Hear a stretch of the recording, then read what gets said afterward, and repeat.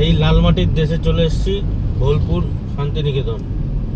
বোলপুর শান্তিনিকেতনের ওপর দিয়ে এখন তারাপীঠের যে রাস্তা, সেই রাস্তা দিয়ে এখন যাচ্ছি ম্যাসেঞ্জর ইকো কটেজ।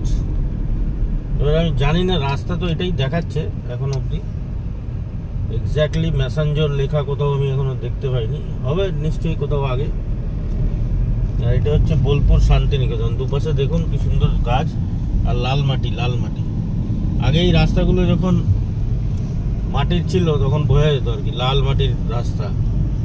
এখন তো রাস্তা সব ঠিক করে দিয়েছে, ওই জন্য আর বোঝা যায় না। সোনাঝুরির আড্ডা এইসব, এই সোনাঝুরির এইখানেই, সোনাঝুরির এই জায়গাটা, এই ভেতরে ঢুকলেই সোনাঝুরি।